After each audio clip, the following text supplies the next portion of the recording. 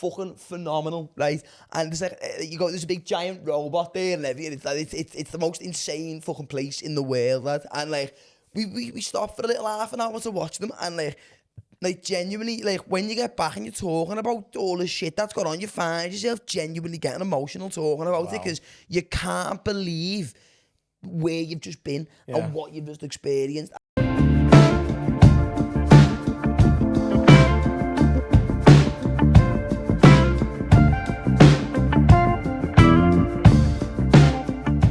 Another little word from one of the sponsors. Produce the sponsor, Dad. Bobby, you joking? It's not a sponsor, it's Patreon. It does. Oh, hello, viewers of YouTube. Sorry about Bobby over there. He simply can't contain his jokes. I'm such a joker. No, Bobby, what? Patreon.com/what's happening pod. Nice. It's £4 a month, and my friend Gary over here, he's going to tell you what you get. £4 a month, right? You know what we get for £4 a month?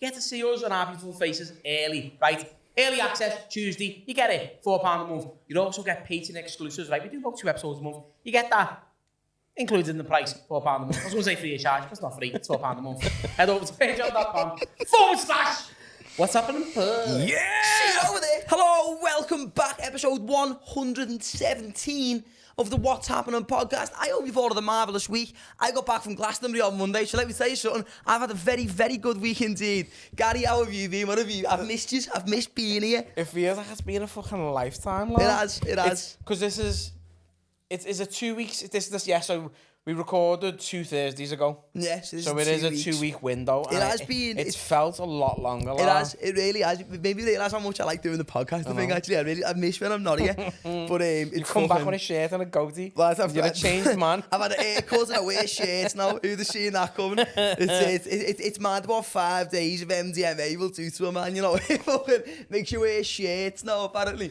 How was it? Lad, it was like unbelievable. You know. Was it? So that's the third Glastonbury in a row that I've been to. Little hat-trick one. That was little three-peat. Little Suarez one. You trying to log in there, Jack? Yeah, sound. That was without any Suarez one. without any shadow of a doubt. That was the best one I've been to. Really? Like, because I've seen quite a bit of negativity online of like people saying they were a bit disappointed, and is it Scissor or whatever was doing? I didn't go the to main see her. the pyramid stage. She was on a Sunday, I think. Yeah, and it was empty. Like no one was there. I think, honestly, what that was as well is, I mean, I know there's too many good acts on other stages. And I don't think in the UK, as far as I'm aware, anyway, she's not got. I can probably recognise 2 songs. I'd know them if I heard them, but I couldn't name 5 of her songs to you. Like I mean, obviously, I don't. Kendrick Lamar, that's it, I think. I don't book Glastonbury, so I'm in no position to particularly say, but I just don't think she was the right. And the people book Glastonbury for an act, or did they go for Glastonbury and the event itself? Honestly, right, if they were to announce next year that there was no artists on, I'd still go. Yeah. Like, it just helps if Coldplay are on. It helps if Fatboy Slim's opening the new Arcadia stage. All these amazing DJs, bands, singers, artists of any description, all of them being on's a bonus. It's like, you go there and it's the people you meet while you're there, and it's the things you get up to, and it's the feeling you get while you're there. It's bigger than some cities. Glastonbury Festival's bigger than Wigan. It's a utopia that appears to 5 days. I seen it again the other day. They said like this is the size of Glastonbury in comparison to towns, and like when it drops Glastonbury on Liverpool, and it's like it's the whole of the city centre, like down towards Otterspool, up towards fucking the Dock Road, halfway to Bootle, it's like mad. You're doing 40,000 steps a day, like just getting from place to place. It's like there was another thing as well. It was a chart of how long it takes to walk from like one stage to another, and it was like I think like the longest stage was like 45-minute walk. That's not including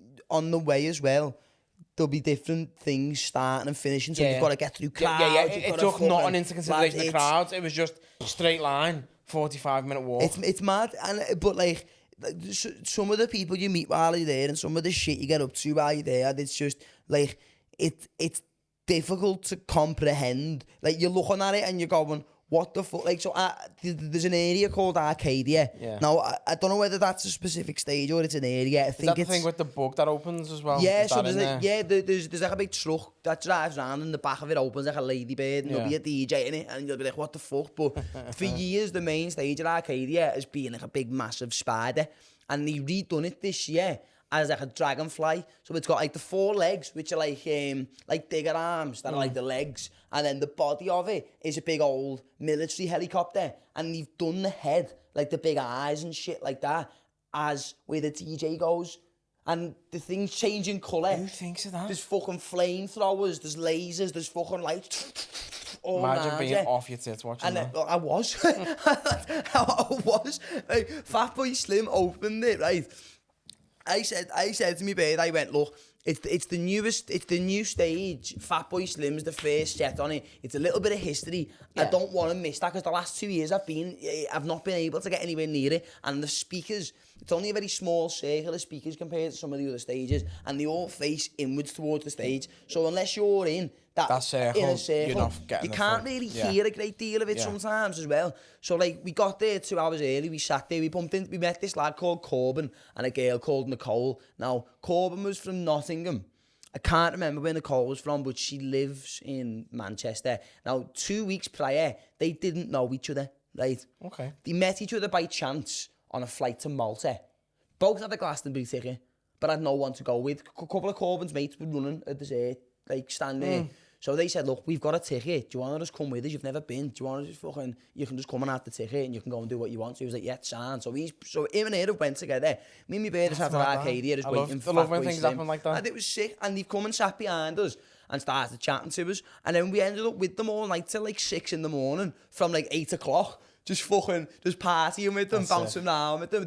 And like, you meet some of the nicest people you'll ever meet there. Because like, when you go there, it's not like a festival where you go to Creamfield and like you go in there just for this or just for that. Like it's like a city.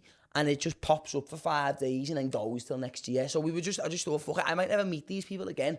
The nice people, they were dead welcoming. We were just talking to them. So we thought, you know what, fuck it, we're with these all night now. So we ended up fucking just bouncing around here, there and everywhere going.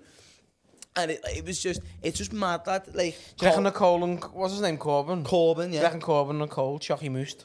I hope so. Love so, you story. know. Really, met on a plane 2 weeks ago. Honestly, I hope they do. Why did you get pregnant as well? If they don't call a kid Danny, I'll be so... It's either Danny or Fatboy Slim. I'll be fucking fuming, you know. But like, honestly, it's just like... And it's the maddest place in the... Like, some of the shit that goes on. And do you know what's boss about it as well is some of the best places you end up going and some of the best people you end up seeing. Yeah.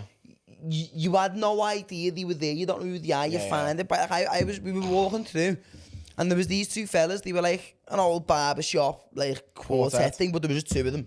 Duet, if you will. There we go. Barbershop duet. I knew it was weird.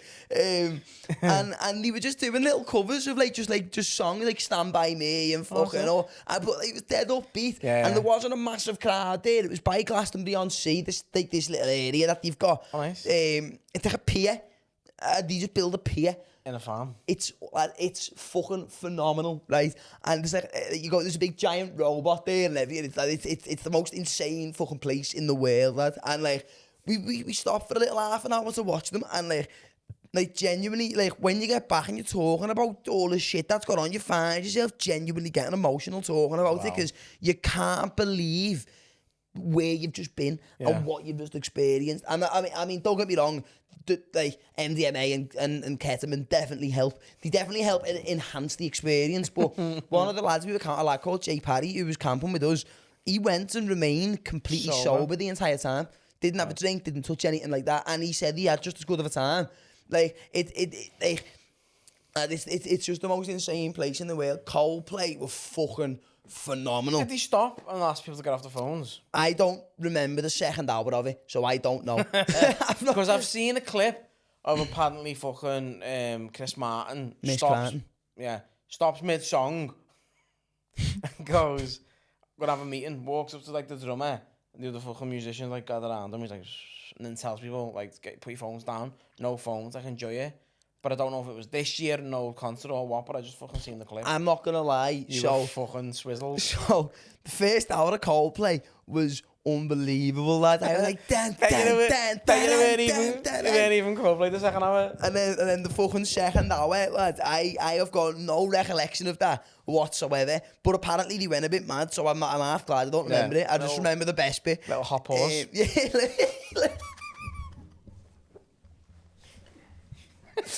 You should start a Coldplay tribute band and call it Hot Pause, you know. That's still my favourite thing when you made the band on the podcast about Coldplay. Jeans in a heat wave. Yeah, jeans in a heat wave. Tripping on the M1. Yeah, but lad, honestly, lad, it's just fucking... But now that that's your third time, it's your hat-trick, it's your three-peat. It is. You got your ring and all that. Did you put any pressure on the event itself? Did you have expectations, or was it just... take it in your fucking stride, like? To be honest, there was a couple of times in like the couple of months leading up to it, because there was a lot going on. I was dead stressed about loads of other shit. I was genuinely debating selling me ticket, like, and I could have got $1,000 for the ticket, and I needed money, so I was thinking I might just sell the ticket to someone, and then I just put $1,000 in the bank and keep it there. But I was like, no, do you know what? I've actually got a ticket this year. But I was saying, the only ones I'm really asked about is Coldplay, and like. I think I was just telling myself that so I could try and justify selling the ticket. Yeah. But it's like, I was so glad that I went, because don't get me wrong, the other two that I've done have been fucking amazing, but that one that one was bad. But you also think because you knew you had a ticket, it was a slight element of no stress. Because I know you're cool anyway, but I mean, like, you're constantly looking over your shoulder. As you said, there was like stewards trying to fist bump and like checking for the wristband and all that. Yeah. Do you think subconsciously you're like, shit, I could be legged at any point here, whereas there was no pressure on it this time? Yeah, I think to be honest, because I knew I could sort of just go. I mean, to be honest, the last couple of years that I've. Oh, you're that kettled up, you're not thinking state anyway. Yeah. But it's like to be like I'm not suggesting. If you didn't remember the last hour of Coldplay, if you were that off your tits and you got kicked out, you don't even remember it. You just woke up, you're like, why am I outside? And why am I backing ass? On a service or somewhere. From that kettle, I'm almost a mad dream to tell you about. But the wristband's real. But yeah, I don't know what the fucking it was just the most amazing 5 days you could have possibly asked for. It was just the most... to be honest, I think I needed it a little bit as well, because I've come back, I feel a little bit lighter, feel a little bit better about everything that's been going on, and it was nice to just sort of... You do sort of let things sort of build up and pent up, don't you? You hold things in. You don't, I am bad for that as well. You don't have a release or anything, and you hide it. And I think to be honest as well, I think I'll definitely going forward, I'll be able to handle stress, and just not even just stress, but like me emotions and feelings a lot more maturely, and I'll be able to go about things, and like I had a terrible... Is that because like Glastonbury's give you like an epiphany, or just because you had a break from reality? I think it's a good, healthy mix of both, because one thing I'd never really done, because I'd never had a chance to do it, is if I was stressed out about something, or I was excited about something, or there was something coming up regardless of how I felt about it, or something had happened regardless of how I felt about it, I'd never really had an opportunity to take myself away from it and look at things objectively and take me feelings, me thoughts and me opinions away from it. And it was healthy, because I was able to sort of sit down in a field and look at everything that was going on back home, sort of like from a bird's eye view, without just being in it. Yeah. Because I've it's hard to disconnect when you're absorbed in it. I've always felt things very heavily, whether it's good or bad. If I always, whether I mean to do it or not, I've always felt things very like, do you know what I mean? So it was a good, and I think needed break from everything, where there was no expectation of me. I didn't have to be anywhere. I didn't have to do anything, and I was looking at things. And to be honest, it was both. It was good, because I sort of realised that over the last like 6-7 months or so, as much as there's been things going on where people might not have been very good to me, or I might not have been treated how at least I thought I should have been. Look, I was able to look at it and think, well, maybe to be honest, you could have handled things a bit better, and you could have maybe went about things a little bit more maturely, and just because I've always had a bad habit of, before I even think about something, I just open my mouth and start speaking, and it's not good. But you're human at the end of the day. Yeah, that's like, very true. Like, fuck, and as I said, like, you're sitting there going, I might not went about it the right way. It's not always your fault either.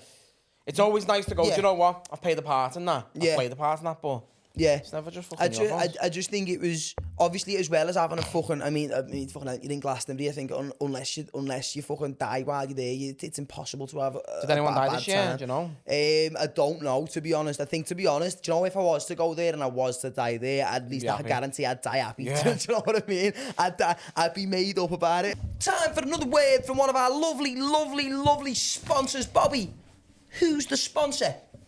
Well, I'll tell you.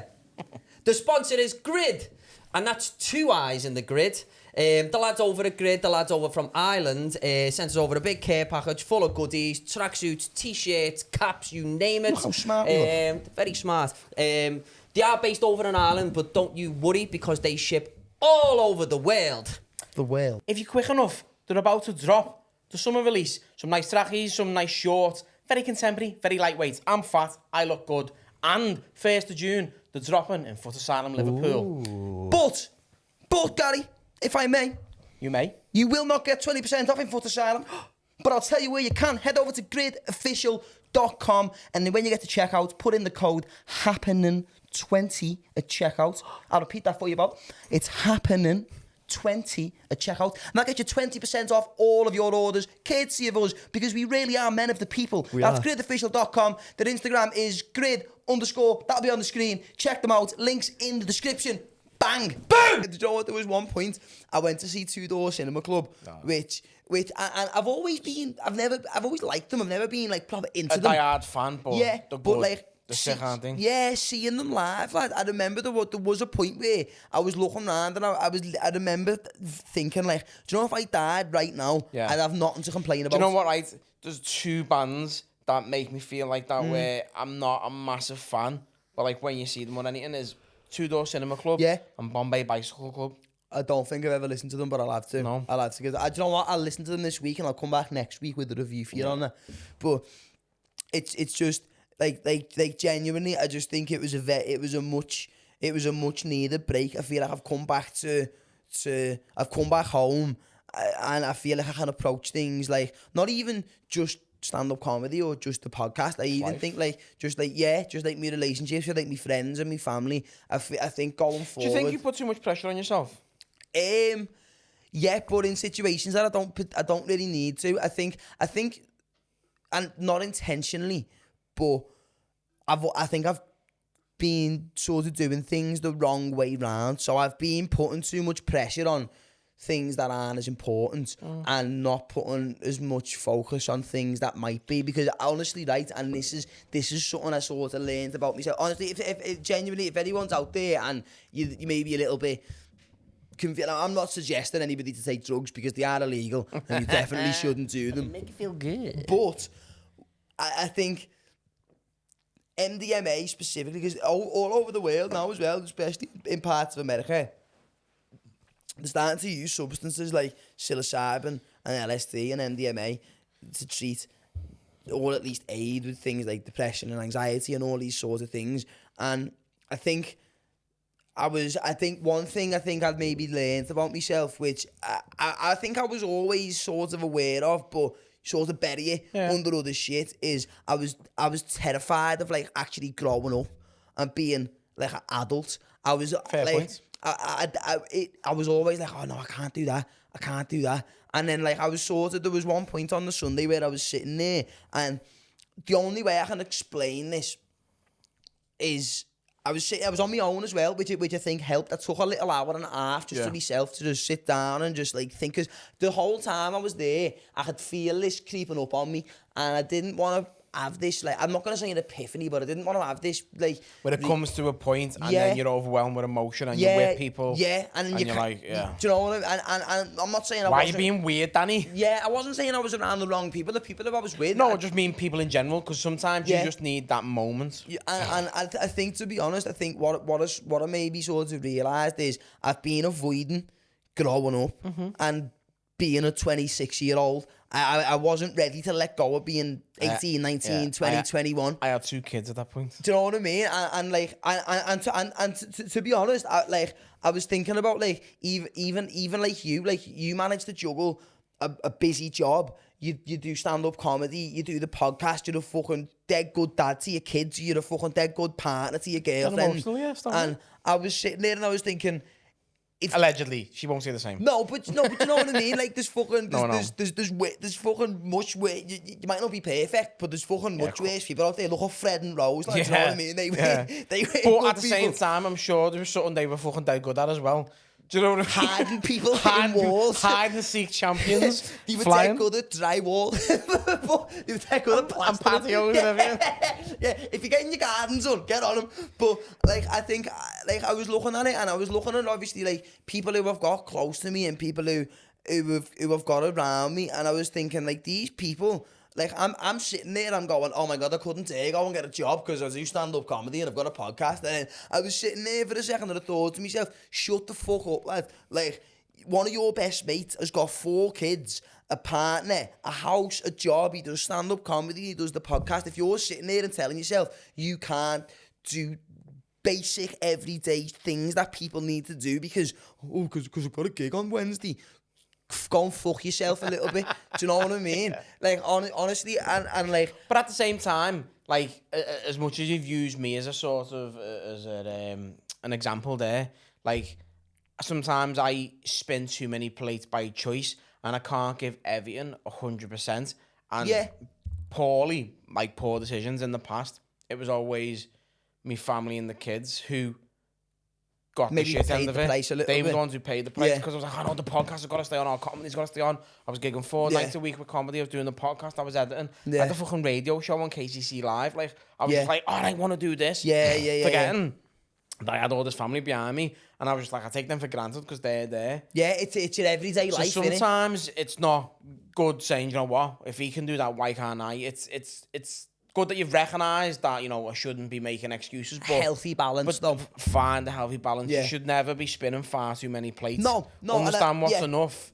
Because especially as well, if you've got things that you care about, whether it's like, obviously what we're doing with the podcast or the stand-up comedy, like, we're not doing it because it's like, I mean, maybe, to be honest, there's been times when I have been doing it to feed me ego a little bit. 100%. But I think at the end of the day, you take all the bullshit away from it. You're doing it because you love it and you care about it. Yeah. And you've got to fit it into your life in a healthy way. Otherwise, it becomes a bit of a hurdle and a bit of a fucking block in the road. And I just think, like, I mean, listen, I could have a come down next week and turn into a cunt. I hope not. But at least where I am right now, I feel like I'm and to be honest with you, I think all of this shit that's went on to do with the podcast and to do with the comedy over the last 6-7 months or whatever it was, as much as it's been a fucking pain in the ass, and there's genuinely been times I've been close to just cutting ties with it and walking away from it. It's not life or death at the same time. I think it's mentally maybe equipped me a little bit better going forward, so that if it's about growing, it's about developing, so that if something does appear, it's not going to seem like a life or death situation. I can just handle it how it should be handled. And don't get me wrong, it's easy said than done. It definitely is. But I think you've got to go in any aspect of your life, no matter what you do, no matter who you are, you've got to go through maybe trials and tribulations a little bit, so that going forward, you can just handle yourself a little bit better, and you can approach situations in a way in which it's going to benefit you, and you're not going to potentially fuck yourself up. Do you know what I mean? I don't know. I feel a lot more level. Good. I feel like I can, like, I'm not, like, on that Sunday, I remember I was saying I was sitting on the grass, and, like, the only way I can try and explain it is imagine a. Like, I don't know, I'm not an electrician or an engineer, so I don't know what these are called, but there's like them big cupboards which all the things plug into, right? So imagine. Okay.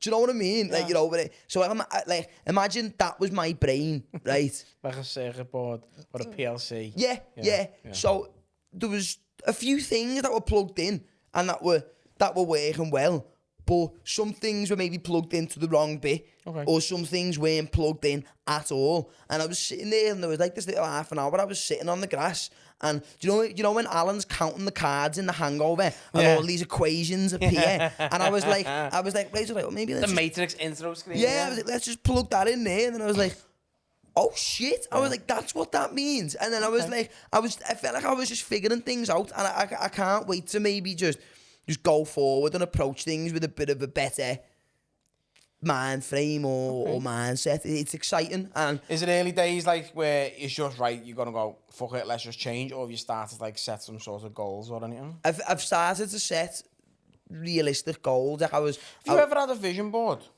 I've never sat down and done it, but it's something that I'm gonna buy myself.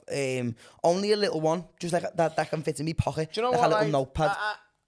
I've got something I'll give you. I bought it, maybe used it twice, and I just didn't have the time.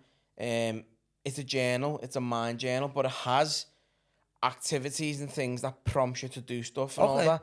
And it was like, so I watched videos on it for about 4 weeks before I bought it. It was like 45 quid for this fucking journal. And I was like, oh, that's sick. And then I just started it. I ended up changing jobs. I was up the wall and I just parked it, and I found it the other day on my cupboard. So, as I said, I've only used like the first 2 pages. I just fucking ripped them out. If you wouldn't mind, I'll give you see what's in it and fucking, because it'll on this journey now, it'll hopefully fucking age it a little bit. You know what I mean? Well, do you know what I was even thinking about as well at some point, and it's never ever been something that's ever appealed. There's been times in my life I've always said I'm absolutely never doing that.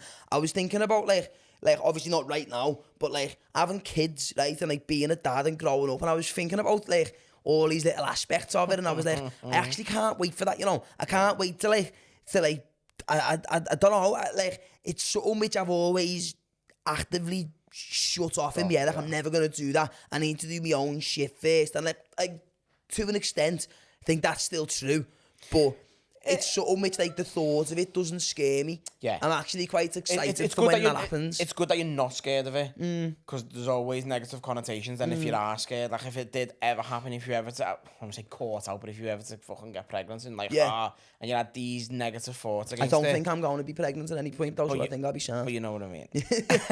I am. Fat boy slim. How far gone are you?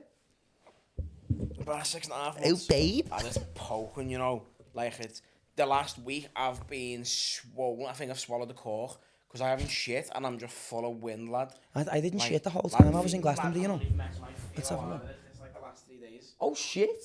Maybe go and have a little chat with your GP, see if there's anything that might need looking at. A little tonic. But yeah, what was I going to say then? But yeah, I was talking to a lad in work the other day about like kids and that, because Shane, who was here, remember Shane who sat there, that lad one night, his missus is a doctor and lives out in India, and she's looking to move over here in the next few years. Typical. And they're going to Dubai to see each other next month. And I was like, how do you travel much? And he showed me a map on his phone, because he always talked to me about trips he's been on. And I was like, you seem well travelled. And he showed me a map that he's got, and he's pinpointed everywhere he's been. And he's fucking travelled, lad, to some crazy destinations. He's done like 3-week fucking little tours here and there. He's gone travelling for 6 months. He's done this and that. And it's crazy. Yeah. And I was like, I've never really got to experience that because I had kids from an early age. And I always look at it, there's 2 ways. Like, you can have your kids early, and then once they're grown up, like, once me and my bear, once the kids are grown up, me and my bear will have an opportunity where we've got fully established careers, older kids. We can go and enjoy our later life. But enjoying your later life is different from enjoying your early years, whether you get all that excitement and fucking memories done between like your fucking teens and your 30s, mid-30s. Get that out the way while you're young, and then once you've got all their memories and experiences, you start to develop a family from there on out. And I never ever regret having me children at all, but I probably would. And I'm probably saying this because I don't know what it's like. I probably hindsight's a wonderful thing as well. I'd probably rather flip it and enjoy the early years. But do you think? I mean, I don't know because I've never been in this situation myself. But do you think maybe a lot of people they look at having kids as like, well, that's the end of the fun? Do you think maybe a lot? I don't know. Some people will. Not 100%. specifically you, but do you think maybe like people might look at it as like once they have a kid, that's stopped and you can't do that and you can't do that? Do you think maybe a lot of people might put?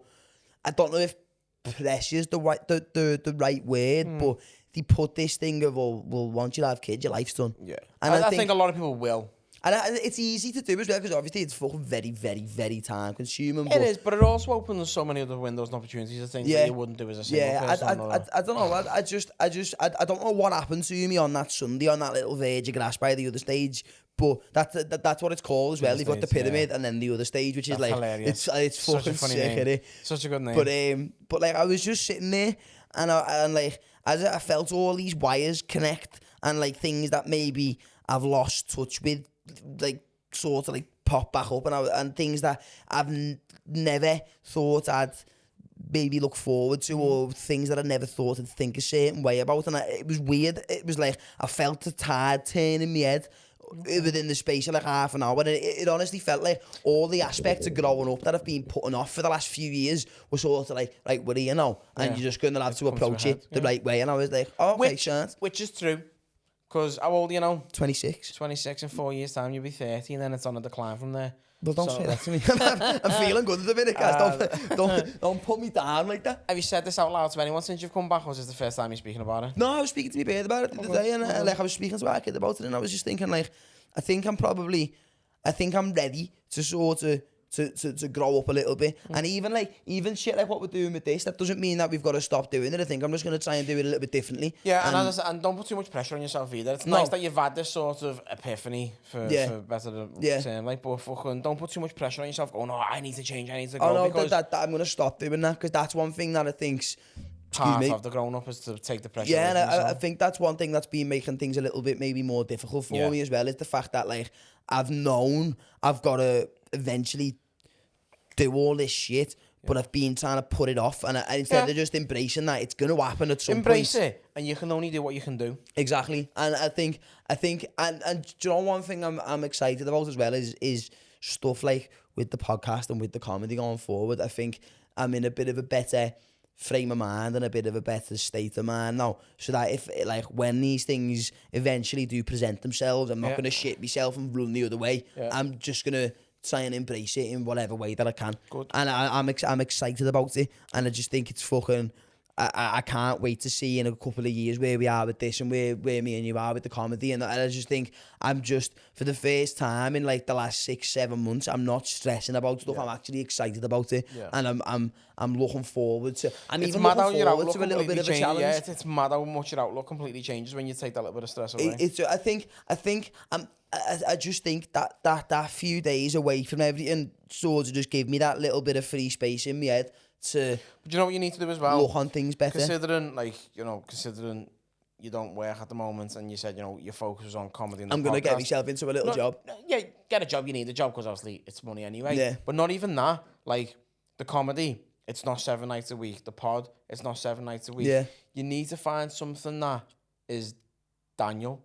Something that you enjoy, something that is your time. Yeah. Because if you're not in comedy and you're not in podcast, you're not in work, you'll be sitting there and you'll be stewing on things, and that's why the pressure probably builds, because you're sat there with so much time on your hands and you're like, shit, I should be doing this. Why am I not doing that? Or what about this? And you're just there with your own thoughts going fucking mad. You need to channel a little bit of energy into something that is just fucking you time, lad. Honestly, I think, do you know what? I don't think you could have put that any better. I think the problem with me for a while has been I've had too much free time and nothing to do with it. So I have been stewing on stuff, even things that might not have been a massive deal, because I've had fucking the 16 waking hours of the day and fuck all to do. Yeah. That's all I've done is focus on these little things, and I've probably made things a bigger deal in my head than what I needed to. And then a situation which could have just been sorted with a conversation, or it could have even been sorted by just walking away from a situation and just going, do you know what? Okay, it didn't work out as I wanted it to. It's done. Move on. I've been hyper fixating on things that haven't been healthy, and it's just I'm not saying it changed who I was, but it definitely affected how I was approaching situations. I was becoming desperate because, like, if one thing could fuck up, it was like, well, I've got to either get that back or find the equivalent to it. But at the same And it time, was you know how good you are. So you're like, I need that because I know how good I am. Do you know what?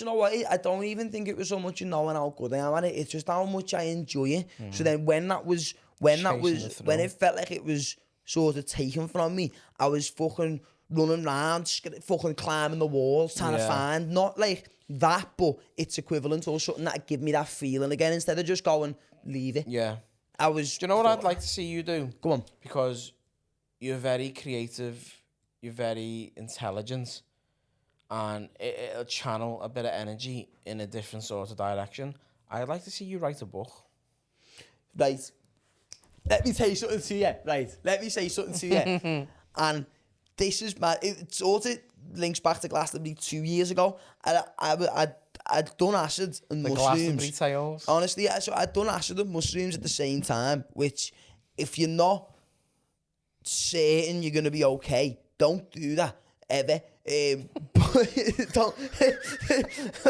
Don't ever do that. Is that like putting petrol in a diesel engine? It's like you're on your ass. It's like I don't know what it was, but I had this mad idea because I was thinking like every.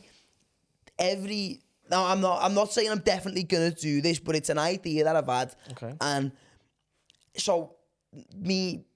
I don't know if thesis is the right word, but me idea was every living organism, whether it's like a human or a fucking fly or a bird or a tree or a plant, has its own unique experience. It's got its own life. Now everything is going to be vastly different, and the unique thing with humans is every single experience that every single human has is unique to that person. Yep. Some are going to be very similar, some even could be near enough the same, but every single person's experience in day-to-day life is going to be unique. And so I was thinking, it was like that's what like the human experience is. It's this unique thing that we all have, and some of our paths will cross, sometimes at the right time, sometimes at the wrong time, but that's what it is. It's the human experience. And I started taking notes. So I've still got it in my notes whilst I was at Glastonbury, and just little things like, because like I don't really touch psychedelics anymore because I went through a bit of a phase where I was looking for answers to questions that I had, and I was like, oh well, I'll just do acid. Expecting psychedelics to give you that answer. Yeah, and I was like, oh, I'll just do acid, or I'll just eat 5 grams of mushrooms, and that'll just give me the answer. And all it really did was just present more questions that what I needed an answer to, and then I found myself in this loop of, oh well, I'm a little bit confused, so I'll just eat some mushrooms, and then that'll show me. And then it didn't. It just make me have more questions, and so I stopped doing them for a little bit because I found myself becoming very erratic and very like there was like I'm not gonna lie, like the last 6 or 7 months when I've been really stressed about stuff, there was a few times where I was on my own and I was sitting there and I was thinking like, am I fucking losing my mind here? Am I genuinely going around the bend? Because I'd be there and like I'd be all over the place in my head. Schizophrenia over there. Oh, lad, honestly, like there was genuinely a few times where I was genuinely thinking like, am I okay? Yeah. Like, am I? And I never really told anybody about it because there's not really any right way of saying that to somebody without people going, oh, you need section in it. Yeah, judging them. Do you know what I mean? And like, so I sort of kept it to myself a little bit. The cocktail of chemicals in your brain probably didn't help. Definitely didn't help at all. And like, I think after all the stuff that happened with the comedy club and then with the theatre and stuff was happening with the podcast, it just felt like there was just one thing after another. And then during that time, because I was so stressed, I was doing things that I wasn't proud of myself for doing, and I was becoming a person that I wasn't happy with on top of all this other stuff. And it was just You've got to change course a little like bit. it felt like someone just got a spoon in my fucking brain and just mixed it round and then went, go and do a gig. And I was like, what?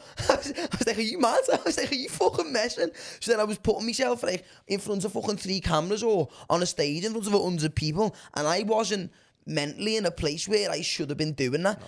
But it was all I had.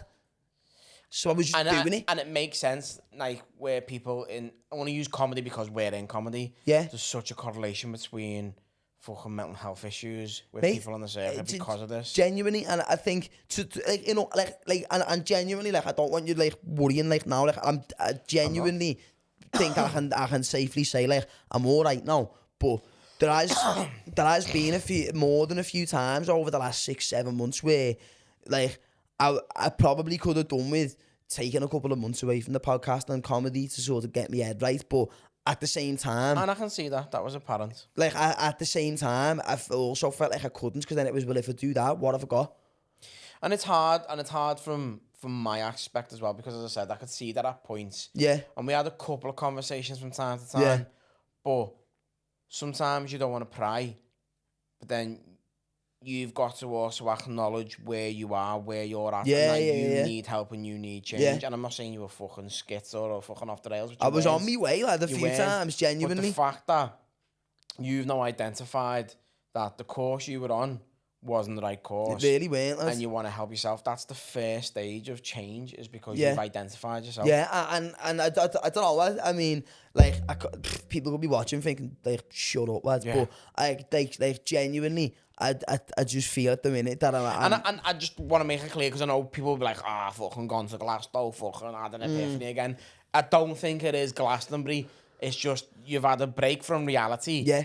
Glastonbury helped because it heightened your emotions, and the drugs heightened your emotions, and it allowed you to have that fucking time to self-reflect. Yeah. I don't think you're sitting here going, Glastonbury changed me. No, I'm not. Because it's very, like, to be honest, I think 2 years ago when I first went, I probably did do that. I come back and I was like, I come back and I was like, you're not going to believe it. And I was just chatting shit. But I don't know. I feel like everything that sort of maybe went wrong a little bit. At the time, it seemed like it was the end of the world, and I was like, I don't know where to go from here. And I was doing shit that wasn't good for me. I was doing things that definitely weren't helping. And to be honest, I think this is probably the most openly we've ever spoke about anything like this on the podcast. And I think, and genuinely for anybody who's sat at home who might be not going through a similar thing, I don't think anyone else is being in, like, obviously the same like for like situations that I mean you might be, I don't know. Unique human experience. Exactly. But it like I think, and I'm in no way qualified to give any sort of advice on anything like that. So don't take, like, as I say, everyone's experience is completely unique to the person. But if ever you're at a point where you feel like your head's just a bit fucking round, your head's up the wall and you don't know what you're doing, and you maybe feel like a little bit lost in what you're doing, the best thing you can do is just, even if it is just a few days, even if you just fucking take yourself away for off the radar. Just go and do what's right for you. Put yourself around people, or even on your own. Put yourself in a situation, either with people or in a place or in an environment where you feel comfortable enough to just be able to process what's going on in your head. Because I don't think I'd ever, up until the last 6 or 7 months or so, I don't think I'd ever genuinely struggled with my mental health.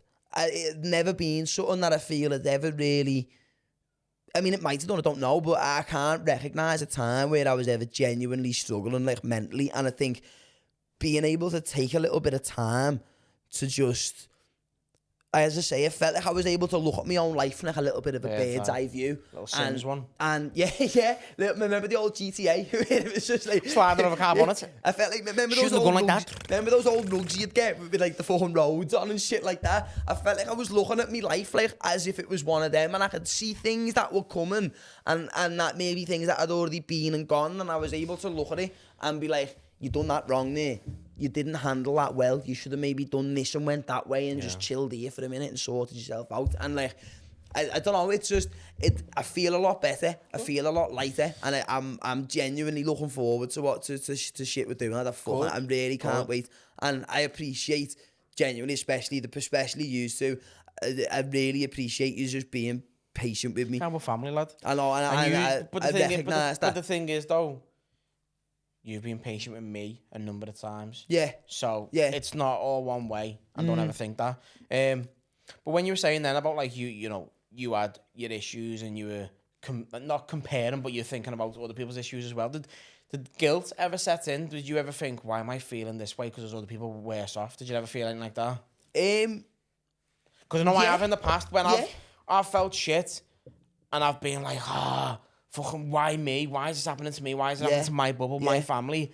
And then I've started to look at the outside and go, I shouldn't feel like that because they're worse off. There's a kid there with AIDS who's drinking puddle water. Exactly, but then I'm crying because the theatre show got cancelled. But then at the same time, that started to make me feel worse because I felt guilty about feeling bad. Yeah. But then when you take yourself out of that, you've got to go, do you know what, right? My problems are my problems. You've just got to put your blinkers on. Yeah. And as much as there's people worse off out there, that's their problem. Yeah. Like, your problems are your problems. And no matter how severe they are compared to the outside world, you've just got to take that for face value and deal with you. Yeah. So I just think, like, as I said, for anybody who's like watching or who's listening, who thinks like who's going through whatever or who has man gone, up and shut up. No. Like I just think sometimes it's important to just. Like, and you might even feel selfish at the time for doing it, but don't. Sometimes it's important to just take a little bit of time for yourself to figure your own shit out, and then going forward, 100%. You can approach things better, and you can approach things in a way in which if a little hurdle or a little bump in the road does appear, it's not going to fucking completely derail you. You can sort of just stop, put yourself in neutral, reverse maybe a little bit, and then just stay around it. Yeah. Have a wank. It always helps. Have a wank and a cup of tea, and just read a book. Just fucking chill out for a minute. I've seen a video before, and it was some bird, and she's like, do you know how long it takes to cook a pizza? The best way to do it, you take it out the wrapper, you put it in the oven, you go for a wank, you come back, and it's perfect. And then this fella just comes back and goes, still fucking frozen! That's it. It's still in the box. It's still in the freezer. I've ever told you how my ma's fella doing that? My ma's latest husband, he's not the sharpest tool in the shed. And neither does his son. I don't know if he watches. But it was when he was younger. He's all right now. He's quite clever actually now. But he was round, stayed in my ma's, and he wanted some food. And my ma was like, "Fucking go and make it on then." Yeah. So we went into the kitchen and he put put a pizza in the oven. And he come back and he's like, something wrong with that pizza, you know, it doesn't look right, it's not cooking properly. My ma went in and he took the pizza out of the cardboard box, but didn't take the cellophane wrapper off and just put it in the oven with the plastic on. It was just melting all over the fucking pizza. Have I ever told you what I done with an apple pie, one of those little Mr. Kipling ones? The microwave with the fucking foil on. Yeah, I left it in. And I'm older than I'm proud to admit. Thermal events in the house. I'm sure I was about 16. I was between 18 and 20. Wow. Far too old to be doing this. And I don't even think I was stoned either, so I can't even try and be like, oh, just been for a joint and I had the munchies. I was fucking stone cold, Steve sober. I was in the kitchen as sober as a fucking vicar, right? And it was quite late at night and I was starving.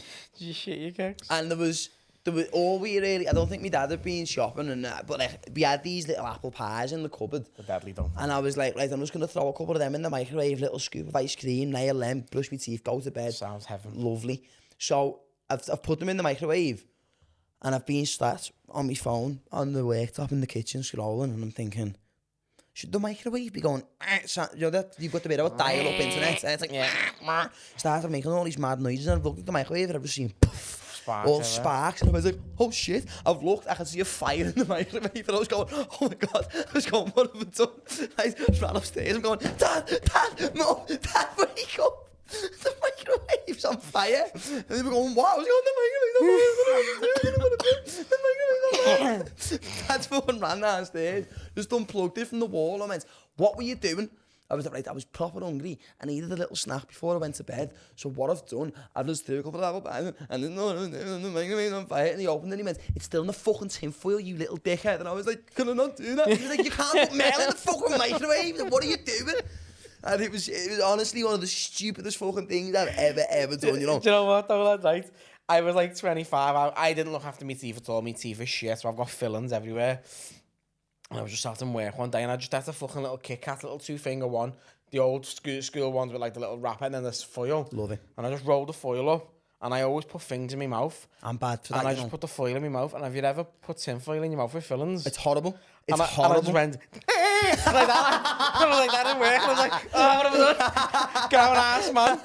And I always do it. I think I've told you in the past as well. Every now and then, I'll have a little fucking health epiphany and I go, right, I'm going to change. I'm a changed man. I'm going to get on the vitamins and everything. Lad, I've got like fucking a cupboard in ours full of tablets of all these mad like African fucking vitamins and everything that I took once and just left them. I've got like lion's mane mushrooms in tablet form and everything. Hey, they're really good. I took 3 and left it.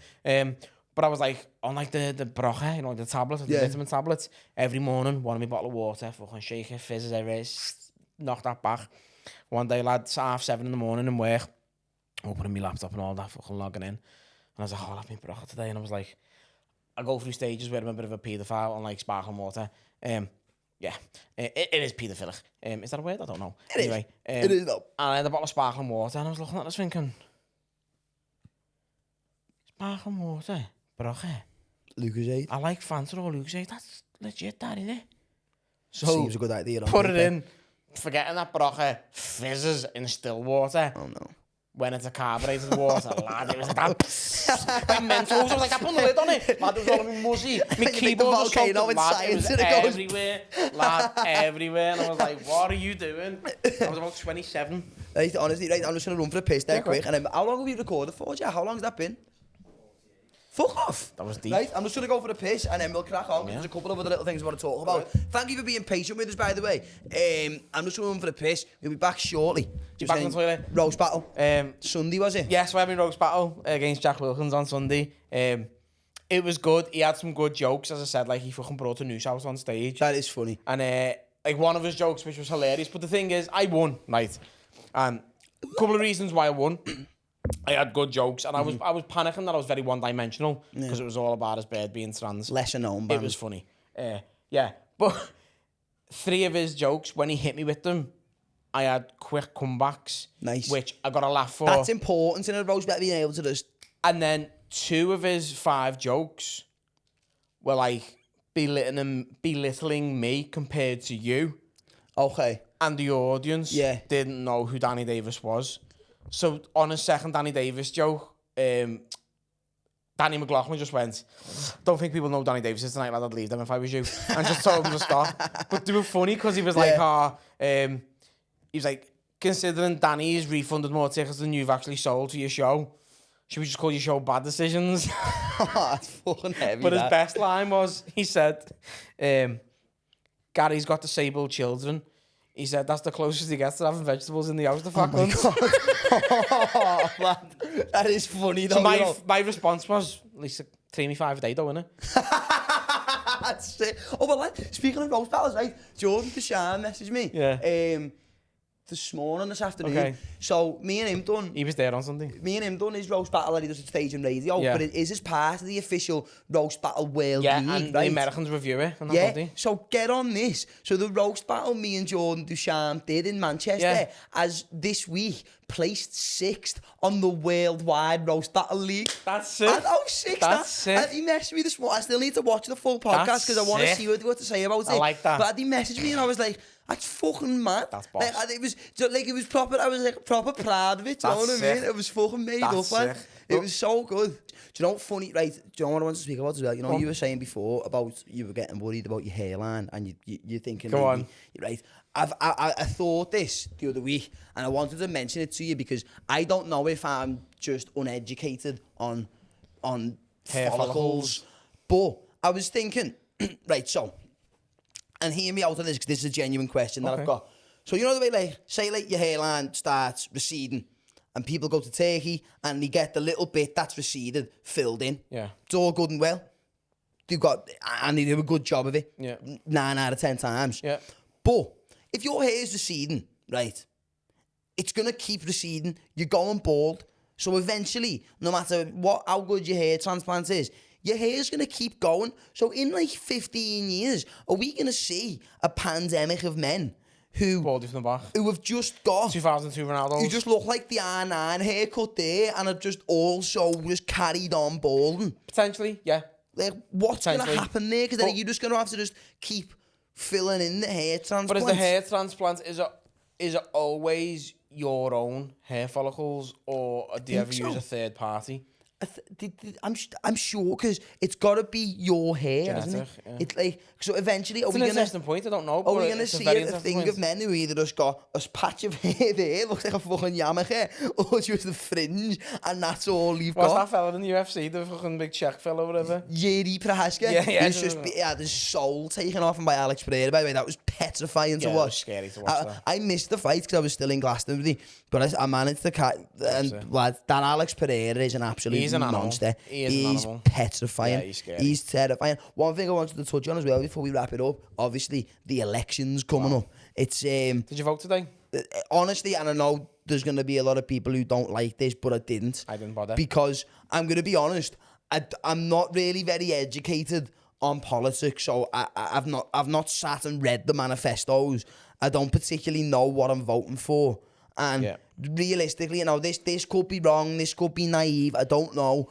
But the way I look at it, and to my understanding of politics, it really, for the most part, it doesn't matter who wins. We get fucked anyway. It's just one dickhead who's got his own ideas, doesn't really care about any of us. He just wants a chance to let his ideas run free for 4 years, 5 years potentially. Yeah, and to play, like, obviously, being from Liverpool, like, we all always vote Labour. It's just the way we are. Yeah. Do I have any faith in Keir Starmer? No, I don't. No. I think he's an absolute bellend. Then you can look at it from the other side saying, yeah, but if you vote Labour in, you can always get fucked off and the next leader can come in. I hate politics. I don't trust anyone. Regardless who's in power, we're getting fucked anyway. Yeah. So today, I just couldn't be fucked to go and vote. I just weren't asked. I know people go, oh, but your vote counts because if you don't vote for Labour, Conservatives are always... I'm not voting for anyone. I'm not asked. But I seen a little video, some black... Some what, sorry? Some black fella. he wasn't even black, so I don't know where that come from. Some half fella was in the audience, and it was a political sort of debate, and he had Rishi Sunak and Keir Starmer on stage, and he was just like, Rishi, you were great as Chancellor. You done a fantastic job. Yeah. You're a terrible Prime Minister. That is awful. He went, out of your depth. He said, Keir, he went, it's pretty clear that you're just a puppet and the strings are being pulled by senior Labour Party 100%. Labour Party people. He went, are you two really the best we've got to run this great nation? It's petrifying. He went, it's scary. It is, because it's like obviously I know people are like, oh, you could go vote Green, but it's like supporting Tottenham. Do you know what I mean? It's they're not winning.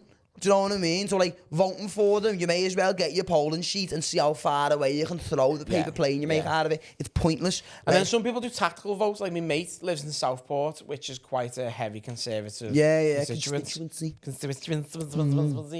And he won't vote Conservative at all, but he knows Labour don't stand a chance. So every time there's an election, he'll vote Lib Dem, because they're very close with Conservatives. And he said, I don't like Lib Dems at all. I just vote to try and fucking have that one extra vote to derail the Conservatives. Yeah, it's like... People have mad tactical votes. And listen, I'll be honest with you, I'd love to sit here and be like, oh, well, this is what I think, and this is what... But I actually haven't got a clue. The last time I was genuinely invested in politics was when Corbyn was running for Prime Minister. And looking back on it, I'm not saying that he wasn't. I'm not saying he was in any way disingenuous towards the people, but I feel like he knew what he was doing with trying to get the youth on side. They've all got their own idea, and all the whole point of an election campaign is to go to as many places as you can and say the right things to the right people and hope that what you say is enough to get them to vote for you. And then when you get into power, you see it with every single one of them. As soon as they get into power, it's, oh, well, actually, we're not going to do that now because we can't. And it's like, you knew the whole time that wasn't doable. Black mirror. You just said what you had to say to get where you need to be. I think it's ridiculous. It is stupid.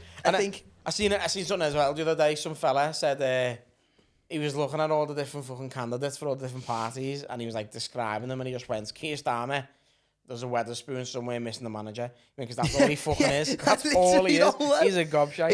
It's just, listen, I've only got so much of a social battery when it comes to politics, because I think they're all a bunch of lying cunts, and they all just say what they need to say to get where they want to be, and then as soon as they get to where they want to be, they go, remember those things I told you? Psych. Put me dick in your mouth and choke on it. I'm doing this instead now, and then there's nothing you can do about it. I know obviously there's all the exercise your right to vote, and to an extent I agree with that. But then when you look across the board and what we've actually got to vote for, I don't like exercise. It's why would I do it? Do you know what I mean? I'd rather exercise my right to go back to ours and have a game of FIFA and ignore it, to be honest. Talking about exercise, right? Hit me with it. I had a bit of a fat cunt moment the other day. Oh, go on. So, I started the couch to 5k because... So far, you're just sticking with the couch Still on the couch, yeah. Still on the couch. Still on the couch. And the 5k is 5 bowls of Special K a day. No, I bought a treadmill because Sick. it's hard to get out with all the fucking kids and everything all Is the it a time. Peloton one that talks? No, but it's got a Bluetooth speaker, it's sick. Very nice. But it's one with a collapsible arm so you can like slide behind the couch and that. It's sick. Oh, that's good. Yeah, it was nice. But I bought that and I tried to go for a good run on it and I must have lasted 5 minutes. My knees were killing. I was fucking sweating gravy and everything. I was in bed. I could taste tuna. I didn't have fish. It was just killing me. I was like, what's going on with this chest line? These lungs are finished. So I was like, right, downloaded the couch to 5k, started it, done the first week, great. Had a couple of days where I just wobbled and had like 3 dominoes in a row and all that. And then I was like, right, need to get back on it. And the other day, I got it out in the night and I was like, I'd do one before work. I get up at like 5 in the morning. I'll do my couch to 5k. It's like a 30-minute run. I was like, I'll sort that. Mm-hmm. And then I slept in, but I had a dream that I'd done it. And I got up and I was like, boss, run that, lad. Lad, I come downstairs feeling like made up for myself. I was like, I was sweating, you know. I was like, that's boss, that lad. Smashed that, made up for started this week. And then went on my app and went, didn't I save that run? Strava's lying to me. Yeah, and then I just went, I didn't get out of bed, you know? Like, genuinely thought I was sprinting, lad, and I was just in bed. I did it myself. I went through a phase a couple of months ago where I was like, I was going and doing 5Ks and my time was progressive. I mean, I went through a phase, I'd done it for like 10 days and I think I only run 7 out of the 10 days. So I was like, oh, rest day it is. Rest week. But like, rest my year. time, I was running them in around... I think it was like 23 to 26 minutes was my average. That's good. 5k time. That's very good. But then, like, I always do it every few months or so. I'll be dead motivated to exercise.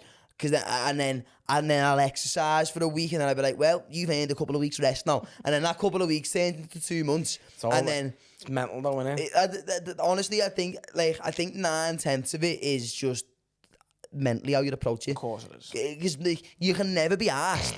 You can never, ever be asked. But then people who are dedicated scare me.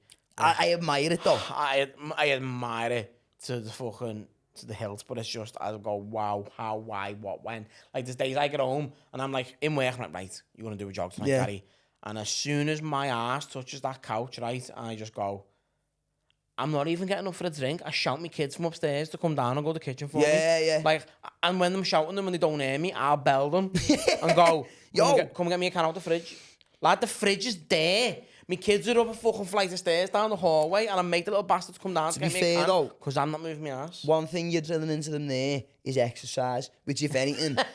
Don't learn from my mistakes. If anything makes you a great father. Yeah. So fuck them. I'll take that. So, and get them to the fridge more often. And discipline. But what you want to do so that you all benefit is replace the fizzy drinks with bottles of water or like electrolyte water or vitamin water so that they're still getting the exercise and bringing you the drink and you're drinking a healthier alternative to a can of Coke. Think about it like that, eh, guys? Think about it like that. How long have we done, Jack, all together? About an hour. Is that taking out the break when I went for the piss and Gary nearly killed me? Sean, well, what we'll do... Oh, yeah? Danny went to the toilet for a wee and I hid behind a little chair and scared him. If you've got put on the Instagram. If you've got this far in the podcast, we will insert the clip now. Well, in a minute, once we finish talking. Don't be so fucking rude. But we'll also put it on the Instagram so you can see I don't think anyone's ever got me that good. I will be getting them back for that, so keep your eyes peeled for that. But thank you all, as always, for watching. Any topics you want to see us discuss over the next couple of weeks, drop them in on Instagram DMs. If you're over on Patreon, message us on Patreon. We've got more of a chance of seeing it. We do get a lot less traffic over there message-wise. So if you want us to really see it, message us over on Patreon. To all the Patreons as well, I understand that we've seen the comments about the early access not coming out when it should do.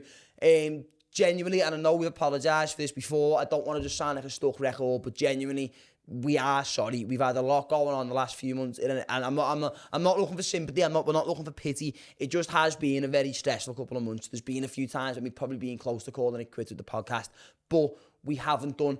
I'm really glad we haven't. I'm sure Gary and Jack are on the same page as well, and I hope you are just as glad as we are. We will be back on the ball with the Patreon. We've just had a lot of external shit going on, which is taking up a lot of space in our heads and a lot of space in our day-to-day lives. But obviously, we understand you are still laying out money that you've worked hard for to receive a certain product or a certain thing, and you haven't been getting it when you should have done. So genuinely, we cannot apologise enough for that. We will be back on the ball with that as soon as possible. You're going to be getting the clips as you'd expect and the episode as you'd expect them, whether it's Patreon, Instagram, YouTube, TikTok, Spotify, Apple Music, Amazon, wherever it is that you consume our content. We are 100% back on the ball. We're going to be working like a well-oiled machine. We're going to be working as a team, and you're the biggest help with all of that. We couldn't do any of it without you watching every week. So really, really, genuinely, from the bottom of our hearts, thank you. Just forced the fart out while I was doing that. Well, from the bottom of my heart, I can't really speak too much for my ass, because it's already reached me. It's like, do you know the way the radiation